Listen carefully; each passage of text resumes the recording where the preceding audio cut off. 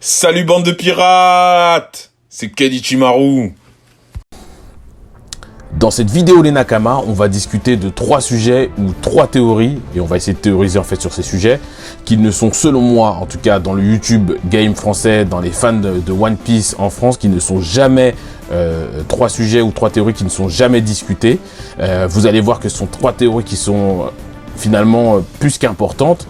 Alors, préparez-vous tranquillement, installez-vous, prenez votre popcorn, mettez-vous en situation d'écouter tranquillement jusqu'au bout cette vidéo et c'est parti. Bien entendu les Nakama, on va essayer d'atteindre dans notre équipage les plus de 2000 abonnés. Alors n'oubliez pas, avant de commencer cette vidéo, si vous appréciez le travail de Kenichimaru, de liker, de vous abonner. Et bien entendu, on se rejoint en commentaire pour discuter de chaque point que je vais évoquer dans cette petite vidéo. A tout de suite les Nakama. La théorie ou la réflexion numéro 1, c'est la théorie des filiations.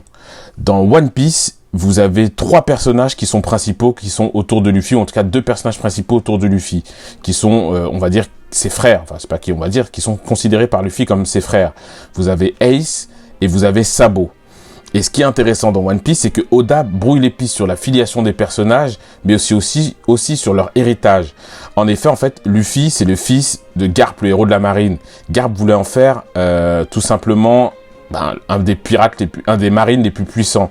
Or, Luffy veut être le roi des pirates. Donc du coup, on a Luffy qui représente entre guillemets la marine, par son grand-père et potentiellement d'ailleurs Dragon, qui serait peut-être une sorte d'outsider ou de rebelle à l'intérieur de la marine qui a formé un groupe, les révolutionnaires. Et Luffy qui souhaite, héritier finalement d'une famille de marine, qui souhaite être pirate. De son côté, on a Ace qui effectivement est un pirate et qui a souhaité devenir aussi un pirate, mais qui est lui-même carrément issu d'une lignée tout à fait prestigieuse comme Luffy, qui est tout simplement le fils du roi des pirates, God Roger. Et il y a une 3e personne dont personne ne parle jamais, c'est Sabo. Sabo, effectivement, donc c'est un noble, mais c'est aussi tout simplement le descendant, en tout cas c'est un pirate, quelqu'un qui s'est mis avec les révolutionnaires, donc avec le père de Luffy, et c'est potentiellement un noble, voire même, et c'est là où la théorie est intéressante, c'est potentiellement un descendant de Tenryubito, c'est peut-être un fils ou le fils d'un Tenryubito qui a été soit rejeté ou soit donné à un noble. Pourquoi je dis ça? Parce que si on suit bien et on étudie bien effectivement ces 3 personnages dont Luffy, donc les 2 frères de Luffy, on voit qu'on a Luffy qui est représentant de la marine et clairement des plus puissants personnages de la marine. On a Ace qui est descendant tout simplement du plus puissant des personnages des pirates, à savoir le roi des pirates. Et du coup, on aurait Sabo qui serait tout simplement, forcément, non pas seulement le descendant d'un simple noble, mais clairement, potentiellement un Tenryubito. Donc ça, c'est une théorie dont personne ne parle jamais, mais c'est vrai que Oda brouille les pistes, et plus on avance dans l'histoire de One Piece, plus on voit que les personnages qui sont autour de Luffy, qui sont considérés comme ses frères, ont finalement des filiations prestigieuses, et qu'ils ont tous décidé de rompre comme Luffy d'ailleurs, avec leur filiation, et de ne pas finalement emboîter le pas de leurs parents. Ace, en ne devenant peut-être pas forcément le roi des pirates, mais en s'alliant, entre guillemets, si on peut dire ça, au plus grand rival de God Roger. Sabo en s'alliant directement au père de Luffy et en devenant lui-même un révolutionnaire alors qu'il est potentiellement un dragon céleste, ce qui ferait d'ailleurs du coup Ace potentiellement le meilleur allié du pire ennemi de son père, Sabo l'allié du pire ennemi des Tenryubito, mais aussi du père d'un de ses frères, et Luffy tout simplement a pour modèle le roi des pirates, qui est par définition l'ennemi de la marine et l'ennemi du gouvernement mondial. Donc vous voyez, tout se recoupe, et c'est une théorie dans laquelle effectivement Oda joue des filiations des personnages importants, et notamment du trio des frères de Luffy, et nous montre effectivement que ces gens-là sont amenés à avoir dans la narration, dans le récit de One Piece, des places importantes. Ce qui nous amènerait d'ailleurs à discuter potentiellement de certaines parles de la mort de Sabo. Moi, je dirais que Sabo est un Tenryubito, et donc du coup, sa mort serait plutôt difficile à prouver, puisque certaines personnes pensent que le récit va se répéter, tout comme le gouvernement a tenté de tuer Ace, ce qui a provoqué une guerre. Le gouvernement va tenter de tuer Sabo, ce qui provoquera une guerre, ce que je ne pense pas absolument qu'il se passera comme ça. En tout cas, dites-moi ce que vous en pensez dans les commentaires, les Nakama, de cette première théorie, en tout cas cette première discussion. Et on attaque la 2e partie, ou en tout cas le 2e thème et la 2e théorie. Le deuxième thème et la deuxième théorie, c'est Barbe Blanche, l'inactif.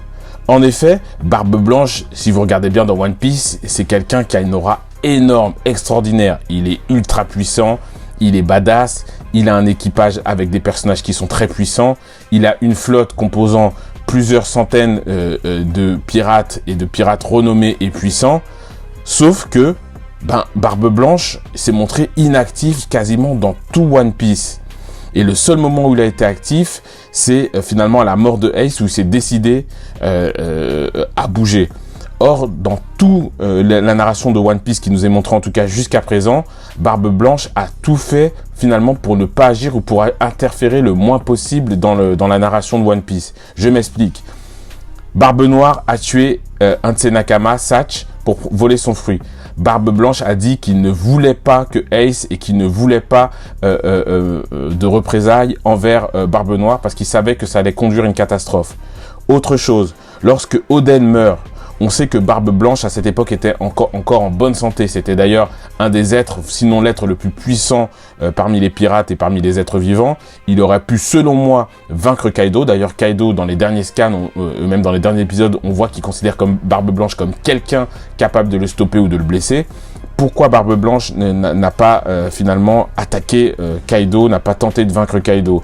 Et on l'a vu dans Marineford d'ailleurs, Kaido a essayé d'en découdre avec Barbe Blanche, c'est Shanks qui s'est interposé.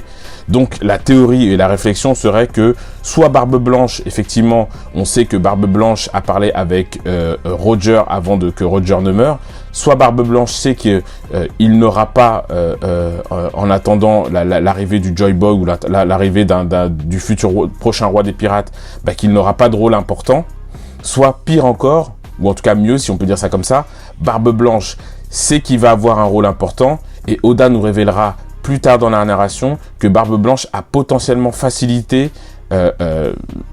via son territoire et via des actions qui ont été secrètes, a facilité l'avènement du prochain Joy Boy, du prochain roi des pirates, mais aussi l'effondrement du gouvernement mondial. Car on sait que Barbe Blanche connaissait beaucoup de secrets et était quelqu'un de très puissant. Rien ne peut expliquer sa relative inaction et le peu de poids qu'il a eu dans la narration dans One Piece, alors que c'est un personnage ultra puissant. Troisième point, les Nakama. Sa troisième théorie, elle est ultra badass. En tout cas, moi, je la trouve super intéressante. C'est la théorie du rêve de Luffy. En fait, dans le chapitre 585 de One Piece, vous avez, c'est un chapitre où Luffy, Ace et Sabo, étant enfants, font un serment autour du saké, décident d'être frères et en même temps se confient leurs rêves. Et chacun, en buvant le saké, se fait une promesse de devenir frères l'un l'autre, mais aussi une promesse d'accomplir leurs rêves. On sait que le rêve de Ace, c'est qu'on reconnaisse sa valeur et qu'on l'aime. On sait qu'il a énormément souffert d'être considéré comme le fils du démon, et ainsi de suite, parce qu'il était le fils du roi des pirates. On sait que le rêve de Sabo, c'est de voyager partout dans le monde, d'être libre, et finalement ensuite, une fois qu'il aura voyagé partout dans le monde, de potentiellement écrire un livre. D'ailleurs, certaines personnes théorisent même que la voix dans la narration qu'on entend dans One Piece, dans le début de chaque épisode ou à la fin de chaque épisode, ça serait potentiellement la voix de Sabo, puisque effectivement le récit qu'on voit de Luffy serait potentiellement une narration qu'on nous raconte et une histoire qui s'est passée dans le passé. Mais il y a un rêve dont on ne sait pas, c'est le rêve, en tout cas, la volonté, ce que voudrait faire Luffy. On sait que ces trois personnages veulent être pirates, mais vous allez voir que, je vais mettre les incrustes sur image, quand Sabo et Ace font leurs promesses, on sait ce qu'ils se disent, mais Oda ne nous révèle pas ce que la promesse que fait et le rêve que Luffy a. La seule chose qu'il nous montre, c'est d'un côté Sabo qui rigole, et de l'autre côté, Ace qui semble surpris, qui trouve que ce rêve, il est bizarre. Alors moi, je vais vous dire selon moi, quel est le rêve de Luffy. Et ce rêve, il est extrêmement bête. Luffy souhaite tout simplement nager dans l'océan, tout simplement apprendre à nager. Car, il faut le savoir, très tôt, dès le plus jeune âge, Luffy a mangé le Gomu Gomu no Mi. Et Luffy ne sait pas nager. De plus, il y a de fortes chances que Luffy, depuis son enfance, s'en veuille. Et d'ailleurs, on l'a vu dans le tout début des premiers épisodes de One Piece, Luffy s'en veut énormément du fait que il ne savait pas nager, ce qui l'a amené à quasiment se noyer, ce qui l'a amené ensuite Shanks à venir le sauver. Bon, à sa décharge, Luffy avait mangé un fruit des démons, mais Shanks est venu le sauver et Shanks a perdu un bras. Et on sait que Luffy en a énormément souffert et a fait une promesse à Shanks à partir de ce moment-là. Et d'ailleurs, c'est ce qui a lancé, si on peut dire ça comme ça, le début de l'aventure de One Piece. Et moi, je pense que Luffy représente d'une certaine manière une innocence. Et je pense que Oda, ici, veut nous montrer que Luffy est un personnage qui peut, dans une certaine mesure, être extrêmement ambitieux, mais que son rêve est très simple. Finalement, c'est être libre. La liberté que représente, ou en tout cas la liberté pour un enfant que représente nager, être dans l'eau, nager. Et ça, c'est important. Donc voilà les Nakamas, dites-moi ce que vous pensez de ces 3 thèmes ou de ces 3 théories qui sont très peu discutées dans la communauté des fans de One Piece. Vous avez vu que, en tout cas selon moi, c'est des thèmes et des théories qui sont extrêmement importants, qui auront une importance dans la narration de One Piece. Dites-moi ce que vous en pensez dans les commentaires. Et encore une fois les amis, n'oubliez pas de liker, de vous abonner et puis de lâcher des commentaires. Et puis bien entendu, à très bientôt pour la prochaine vidéo, une prochaine vidéo de théorie sur One Piece, ou peut-être vous allez voir une prochaine vidéo de théorie sur un autre manga, peut-être DBZ, peut-être effectivement My Hero Academia. Les amis, restez connectés et à très bientôt. Ciao!